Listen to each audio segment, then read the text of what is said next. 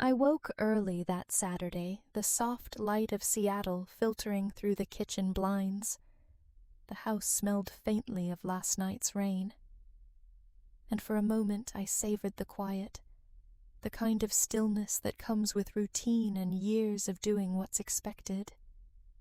I made myself a cup of tea and thought about Leia, my only daughter, who had been working so hard in medical school.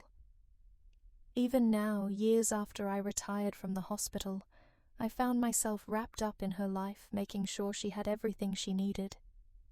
It was a habit, a rhythm I had lived with for decades, and it felt natural, almost instinctive. Around 10 Hodra, there was a knock at the door. Leia stood there with Gloria, her mother-in-law, both radiant and cheerful. Leia waved me over her eyes, shining with that youthful energy I could never match. "Mom, can you do us a favor?" she said, holding up a small bundle of delicate clothes. "The washer in my apartment broke, and Gloria and I are heading out for some shopping." I smiled, nodding immediately. Of course I could help. It was nothing, just a small task in a day filled with bigger things. Her life, her future, her happiness. I took the clothes from her, feeling the familiar warmth that came from being needed, trusted, and relied upon. "Leave it to me," I said, pressing the bundle to my chest as they waved and headed down the street. Their laughter trailing behind them, I set the clothes on the counter and began sorting them, unaware that this simple favor would mark the beginning of a day that would change everything. As I carefully sorted the clothes into delicate and regular loads, I couldn't help noticing the labels on Leia's outfit from that morning. Designer tags, soft fabrics I knew were costly, more than a medical student's budget should allow. Part of me wanted to dismiss it. She worked hard. She deserved to look professional. And perhaps these were gifts or hand-me-downs from Gloria. Still, a small prick of unease lingered in the back of my mind. Daniel appeared in the doorway carrying his mug of coffee, his brow slightly furrowed. "Meredith, are you sure you want to take all of this on? It seems like more than a normal favor," he said, gently leaning against the counter. His eyes scanned the pile of clothes as if he could see what I could not. The pattern beneath the surface.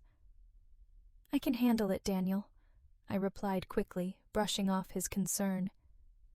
"It's just laundry," Leia asked, "and I'm happy to help. She and Gloria are out having a nice morning together, nothing more." I tried to convince myself as much as him.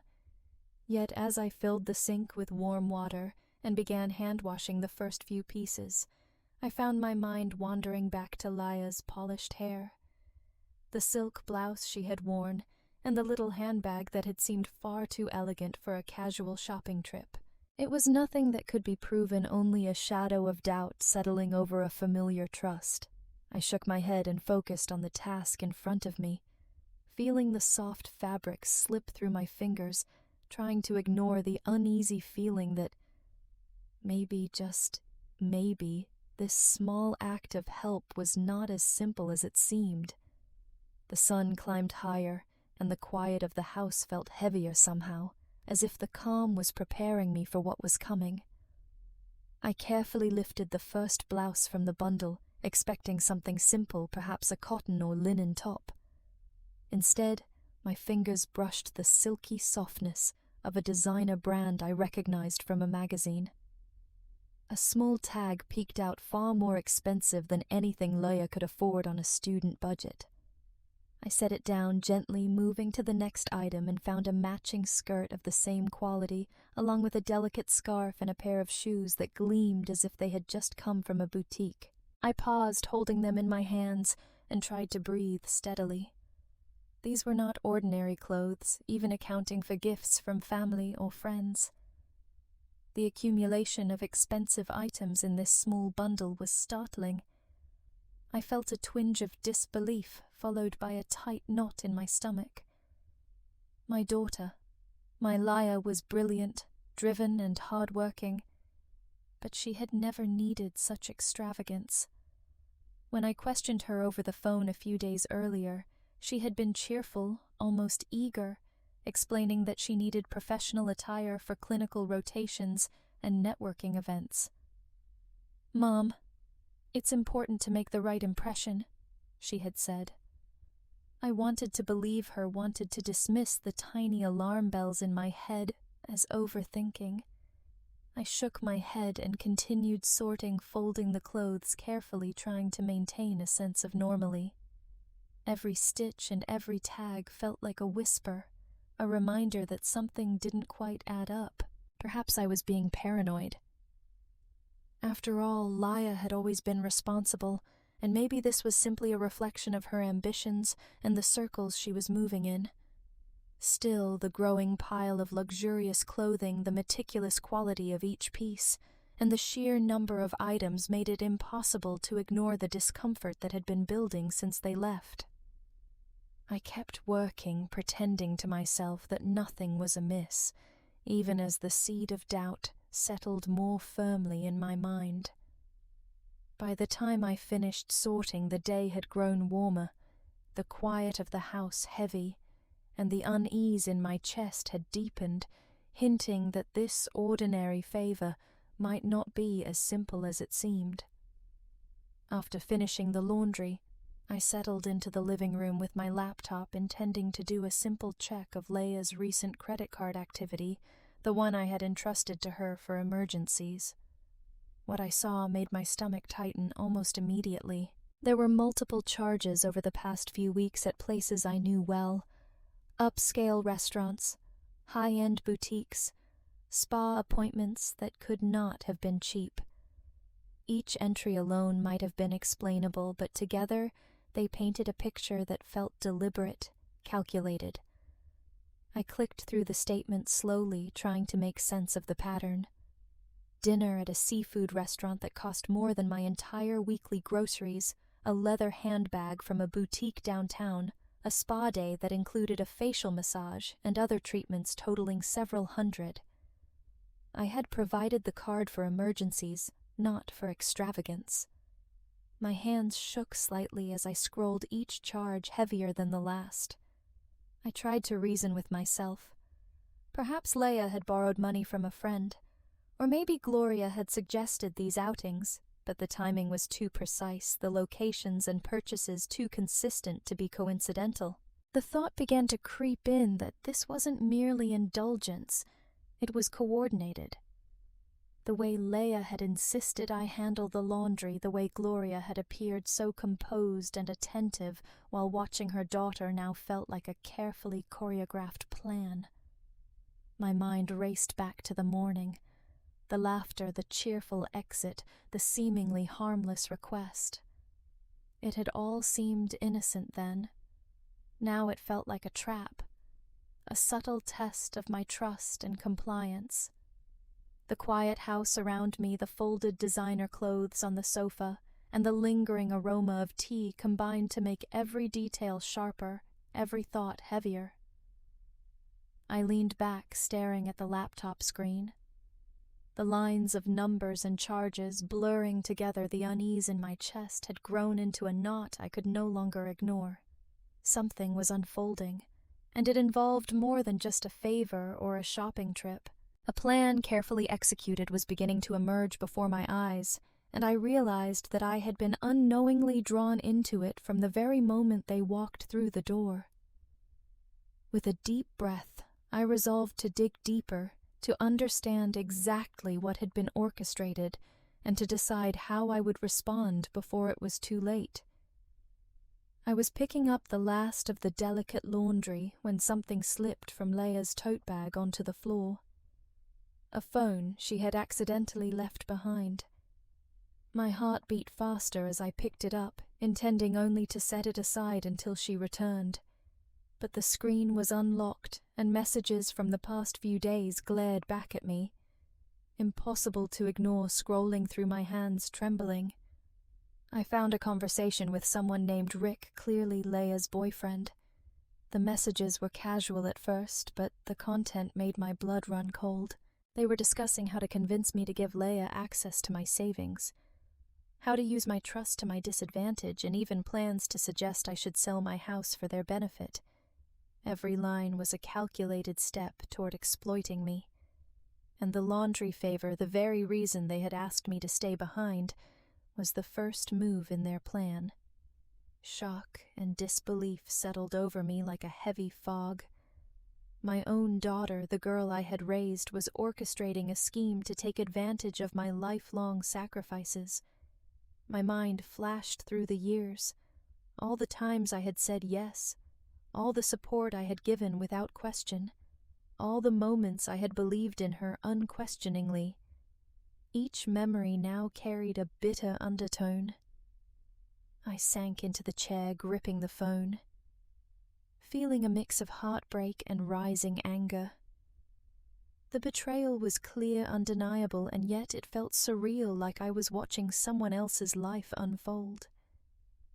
I could still hear Leia's cheerful voice this morning, still remember the way Gloria smiled as if nothing could go wrong. Every detail of the visit now seemed rehearsed, every word a tool in their manipulation. Taking a deep breath, I tried to center myself. Panic would solve nothing. I had to act thoughtfully, strategically. First, I needed to secure my finances. Then I would confront them. But on my terms, I considered every possibility, every step, every resource I had at my disposal. The realization was crushing. This was no ordinary favor. It was the first move in a plan I had unknowingly been drawn into. And now I had to decide how to reclaim control before the consequences reached further than I could bear. As I began drafting a plan in my mind, I understood that the next moves would be decisive and that nothing could be left to chance. I placed Isla's phone on the table and dialed Daniel's number. My voice surprisingly steady despite the storm of emotions inside me. "Daniel, I need your help," I said. He arrived within 20 minutes, his calm presence immediately grounding me. We moved through the house together, discussing a plan to secure my finances and valuables before Leia or Gloria could return. First, we contacted the bank. I explained the situation, and the manager assisted in canceling Leia's credit card and revoking any permissions she had to access my accounts. Each confirmation number and locked account felt like reclaiming a little more control, a measure of security against the betrayal that had unfolded so quickly. Next, we gathered important belongings, family photographs, heirlooms, and documents, placing them in a secure box. I felt a mix of sadness and relief as I handled each piece, realizing how much of my life had been entrusted to others who did not share my values. Once the immediate threats were neutralized, I sat at the kitchen table and began writing 2 letters, one for Leia, one for Gloria. In them I laid out the boundaries and consequences, clearly explaining that trust had limits and that respect must be earned. I chose my words carefully, aiming for clarity over anger, letting them know that this was not an act of vengeance, but a necessary measure to protect myself and teach responsibility. By the time I finished, a calm determination had settled over me. I had shifted from shock and disbelief to strategy and empowerment. The laundry favor that had seemed harmless hours ago had revealed a deeper truth, and I was now prepared to confront it. With Daniel's support, the house secured, and letters written, I felt ready to face the next stage, the confrontation that would demand courage and clarity in equal measure. The sound of the car pulling into the driveway made my stomach tighten. I had rehearsed this moment countless times in my mind. Every word, every pause, every decision when Leia and Gloria stepped through the door. Their smiles were bright, casual, unaware of the storm waiting inside. I took a deep breath and stood in the kitchen, the letters on the table in front of me. Leia Gloria, I began, my voice calm but firm. "We need to talk." They exchanged a glance, a flicker of unease that I had long anticipated. I picked up Laya's letter first and read aloud carefully chosen excerpts explaining how I had discovered the plan to manipulate my finances and the home. Each word was deliberate, measured, carrying the weight of years of trust now questioned. Leia's expression shifted quickly from surprise to defensiveness. "Mom, you don't understand," she said, voice rising. "We were just trying to help plan things for the future." "You're overreacting." Gloria stepped closer, her tone sweet, almost persuasive. "Meredith, surely you see we only wanted to make Isla's life easier." "Isn't that what mothers do?" I held up my hand. "No, trust is not unconditional when it is used for personal gain. The card has been cancelled and permissions revoked. Access to my finances is no longer available, and you will respect the boundaries I have set." Their faces showed shocked disbelief and a fleeting sense of guilt, but it was tempered by their attempts to manipulate the narrative. Leia tried again, softer this time. "Mom, it's not like we meant harm. I didn't realize it would feel like this." Gloria nodded in agreement, adding, "We only wanted what we thought was best." I didn't flinch. The calm in my voice and the firmness of my stance left no room for argument. Intentions do not excuse actions that betray trust.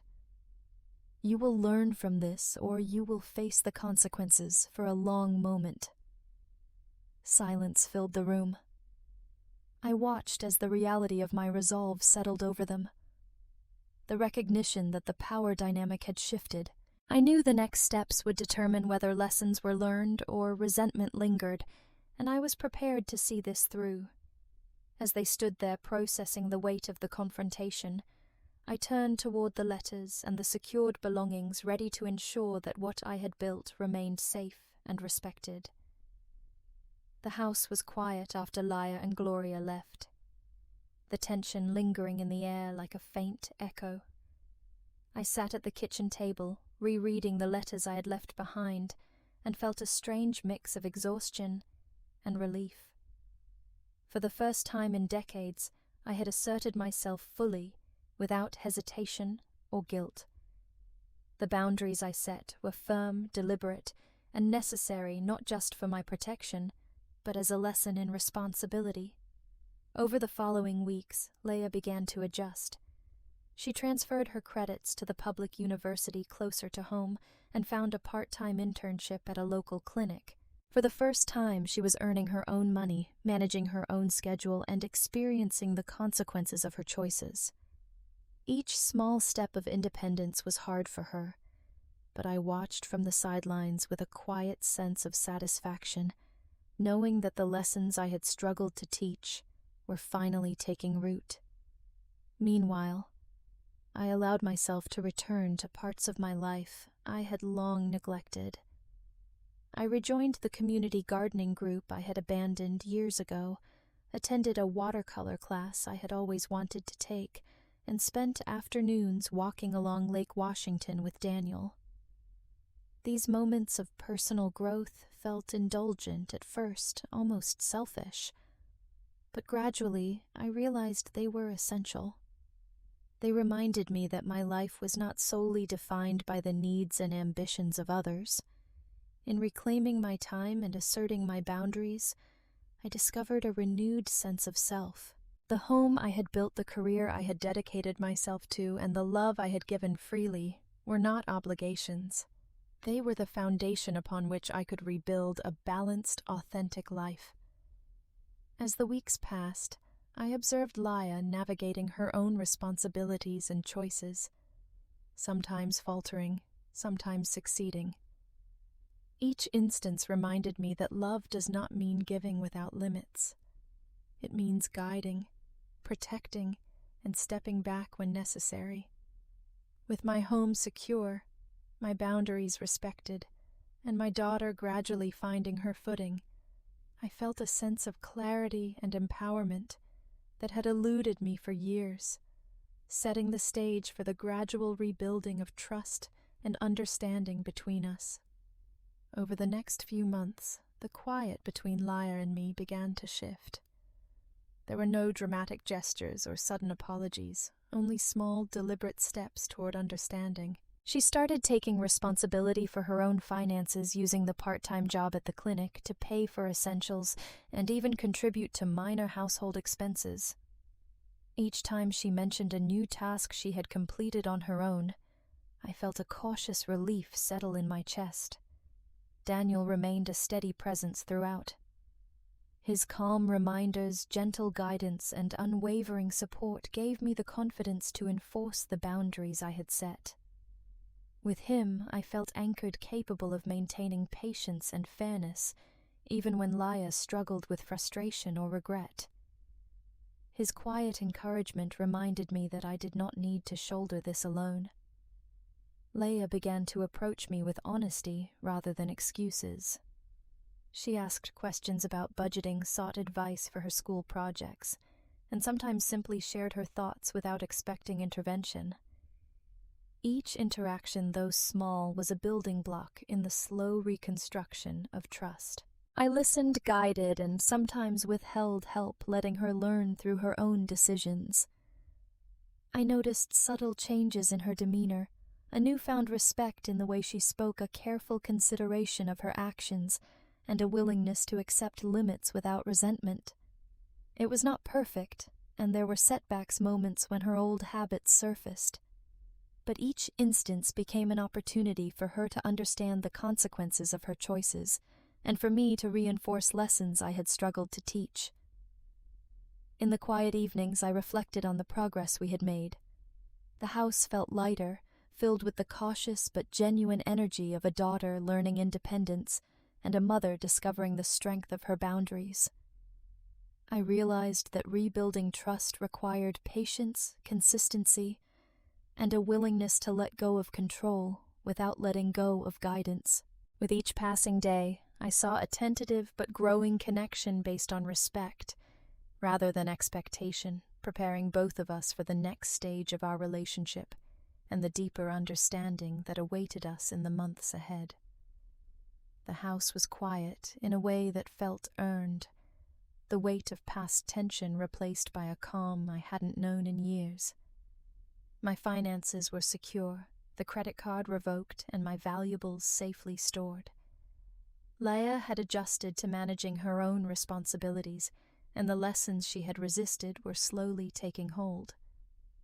I watched her navigate this new independence with cautious pride, recognizing that the boundaries I had set were not punishments, but opportunities for growth. In the days that followed, I allowed myself to focus on my own life, painting again, tending the garden, walking along Lake Washington with Daniel.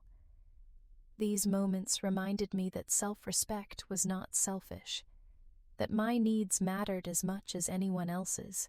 The house, the memories, the years of sacrifice, all of it had led me here to a place where I could balance love with limits, generosity with self-preservation.